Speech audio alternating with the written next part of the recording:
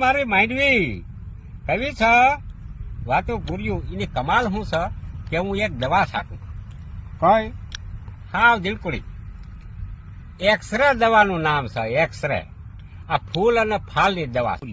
નામ છે એક્સરે